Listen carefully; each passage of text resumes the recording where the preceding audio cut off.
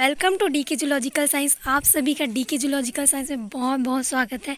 आज हम पढ़ने वाले हैं स्ट्रक्चर ऑफ डीएनए के बारे में बहुत ही ईजी लैंग्वेज के साथ। गाइस, अगर आपने मेरे चैनल को सब्सक्राइब नहीं किया है तो अभी तुरंत कीजिए, ताकि मैं ऐसी आगे वीडियो जब भी बनाती रहूँ आपके पास तुरंत नोटिफिकेशन आती। डीएनए को जानने से पहले हमको ये जानना होगा कि न्यूक्लिक एसिड क्या है, तभी हम डीएनए के स्ट्रक्चर को आसानी से समझ सकते हैं।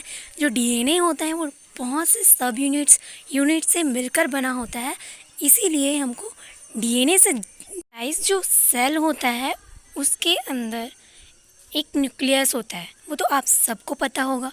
जो न्यूक्लियस होता है उसमें न्यूक्लियोलस भी प्रेजेंट होता है। उसी न्यूक्लियोलस के अंदर बहुत सारे जेनेटिक मटेरियल, जिसको हम कहते हैं, वो प्रेजेंट होता है। इसी जेनेटिक मटेरियल को हम डीएनए या न्यूक्लिक एसिड कहते हैं। ये जो है वो बहुत ही लार्ज मॉलिक्यूल्स होते हैं। ये न्यूक्लिक एसिड केवल लिविंग ऑर्गेनिज्म में ही पाया जाता है। न्यूक्लिक एसिड होता है वो न्यूक्लियोप्रोटीन के रूप में पाया जाता है। न्यूक्लियोप्रोटीन कहने का मतलब है न्यूक्लियोप्लाज्म प्लस प्रोटीन। उन्होंने केमिकल एनालिसिस किया तो उन्हें न्यूक्लियस के अंदर एक वाइट कलर का सफ़ेद चूर्ण, जिसको हम कह सकते हैं सफ़ेद चूर्ण, प्राप्त किया। उसको उन्होंने 1869 में न्यूक्लिन नाम दिया। ठीक है, उसके बाद आए 1899 में एल्टमान ने कहा कि ये न्यूक्लिक एसिड कहलाएगा। उन्होंने उसको न्यूक्लिक एसिड नाम दे दिया। सबसे पहले जो फ्रेडरिक मिलेशर है, उन्होंने केमिकल एनालिसिस की। मीन्स जो न्यूक्लिक एसिड होता है वो कार्बन, हाइड्रोजन, नाइट्रोजन और ऑक्सीजन से मिलकर बना होता है। उसके साथ साथ फॉस्फोरिक एलिमेंट भी होता है, which control the function of living organism. इसका मतलब ये है जो लिविंग ऑर्गेनिज्म, जो जीवित प्राणी होते हैं, उनमें जो क्रियाएं चलती रहती है उनको वो कंट्रोल करने का कार्य करती है। तो इसको आसानी से देखते हैं न्यूक्लिक एसिड के कंपोनेंट्स क्या क्या हैं। जो न्यूक्लिक एसिड होता है वो कितने पार्ट्स, सब यूनिट से मिलकर बना होता है। तो सबसे पहले है nucleotides, nucleoproteins, phosphoric acid, sugar और नाइट्रोजिनस बेसिस। अब ये शुगर, जिसे हम ग्लूकोज भी कहते हैं, ठीक है। तो शुगर जो होता है मेनली दो प्रकार के होते हैं न्यूक्लिक एसिड में। पहला है राइबोस और दूसरा है डीऑक्सीराइबोस। जो राइबोस होता है, इसकी उपस्थिति के कारण इसको राइबोन्यूक्लिक एसिड नाम दिया गया, और जो डीऑक्सीराइबोस शुगर की उपस्थिति के कारण इसको डीऑक्सीराइबोन्यूक्लिक एसिड कहा जाता है। देखते हैं नाइट्रोजिनस बेस के बारे में। जो नाइट्रोजिनस बेस होता है वो मेनली दो प्रकार के होते हैं। पहला होता है प्यूरिन्स, दूसरा होता है पिरिमिडिन्स। जो प्यूरिन्स होते हैं उनमें आते हैं एडेनिन और गुआनिन। जो एडेनिन होता है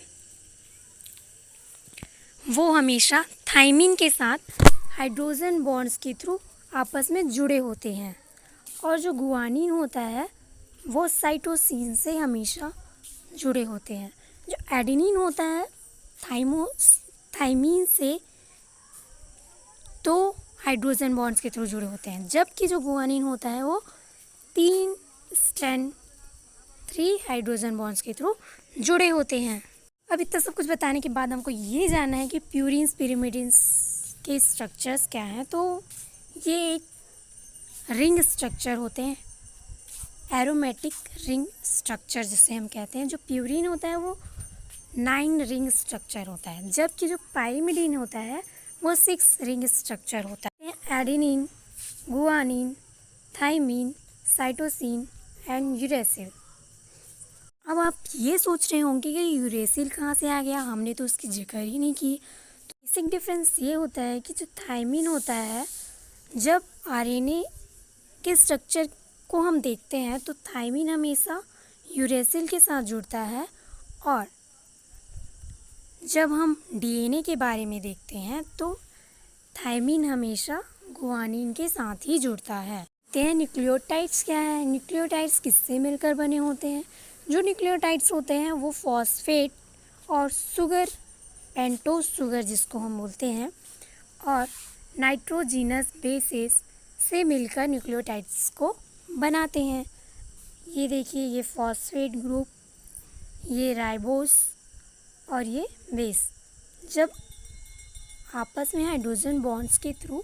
अब आगे देखते हैं न्यूक्लियोसाइड क्या है। न्यूक्लियोसाइड, इसमें बहुत कन्फ्यूज़न होता है न्यूक्लियोसाइड और न्यूक्लियोटाइड्स में, तो इसको हम देखते हैं। जो न्यूक्लियोसाइड होता है उसमें फॉस्फेट ग्रुप उपस्थित नहीं होता, जबकि न्यूक्लियोटाइड होता है उसमें फॉस्फेट ग्रुप प्रेजेंट होता है। इसको स्ट्रक्चर को दोनों को एक साथ रख के देखिएगा तो आसानी से समझ आएगा और आप कभी कंफ्यूज नहीं होंगे। Types of nucleic acid. जो न्यूक्लिक एसिड होता है वो कितने प्रकार के होते हैं? जो न्यूक्लिक एसिड होता है मेनली 2 प्रकार के होते हैं। On the basis of their sugar की प्रेजेंस में ये 2 प्रकार के होते हैं। पहला है डीएनए और दूसरा है आरएनए। तो DNA deoxy ribo nucleic acid and ribo nucleic acid. देखते हैं डीएनए के स्ट्रक्चर को।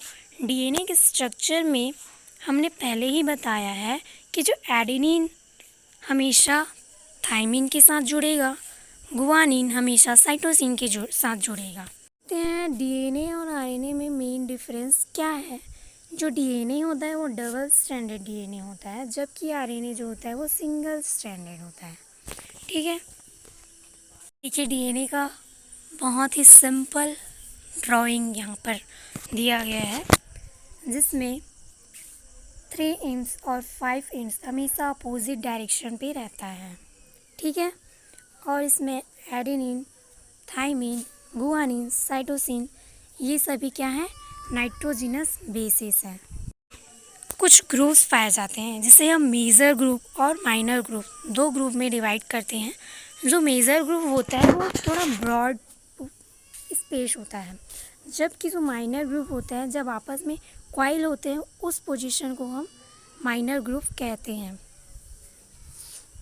और शुगर फॉस्फेट बैकबोन कहने का मतलब ये है कि जो शुगर है और फॉस्फेट है आपस में जब बॉन्ड्स का फॉर्मेशन करते हैं और एक स्ट्रैंड बनाते हैं उसको शुगर फॉस्फेट बैकबोन कहते हैं। बैकबोन इसलिए कहते हैं क्योंकि ये जो है वो नाइट्रोजनस बेसिस को क्षति से बचा के रखता है।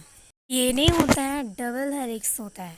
ये देखिए, ये 2 हेलिक्स यहाँ पर दिया हुआ है। डीएनए जब कॉइल करता है तो 34 एंगस्ट्रॉम पिच पर कॉइल करता है, और ये जो है स्पाइरल होकर 20 एंगस्ट्रॉम में घूमता है। जो डीएनए का डबल स्ट्रैंडेड डीएनए होता है वो एक सेंट्रल एक्सिस में सीढ़ीनुमा स्ट्रक्चर होता है जो हमेशा 20 एंगस्ट्रॉम पे कॉइल करता है। डीएनए का एक कॉइलिंग जो है वो 34 एंगस्ट्रॉम पिच पे कॉइलिंग करता है। प्रत्येक स्ट्रैंड का जो बेसिस होते हैं वो 3.4 एंगस्ट्रॉम में, मतलब एंगस्ट्रॉम की दूरी पर उपस्थित होता है। देखते हैं डीएनए का फंक्शन। डीएनए का फंक्शन क्या है, इसका मेन रोल क्या है। हमने तो ये समझ लिया कि डीएनए एक न्यूक्लिक एसिड है, लेकिन न्यूक्लिक एसिड में क्या क्या फंक्शन होते हैं ये जानना बहुत ज़्यादा ज़रूरी है। तो देखते हैं फंक्शन ऑफ। इनका मेन फंक्शन होता है हेरिटेज, मतलब एक पीढ़ी से दूसरी पीढ़ी में जीन्स को ट्रांसफ़र करना है। Cell need to make protein, मतलब ये जो है न्यूक्लिक एसिड प्रोटीन के फॉर्मेशन में मेन रोल प्ले करता है। Thank you so much guys, आपने मेरे इस वीडियो को देखा। अगर आपने अभी तक मेरे इस चैनल को सब्सक्राइब नहीं किया है तो सब्सक्राइब ज़रूर कीजिए। कमेंट करके ज़रूर बताइएगा कि ये वीडियो कैसी लगी, ताकि मैं ऐसे ही आगे वीडियो बनाती रहूँ। Thank you so much guys.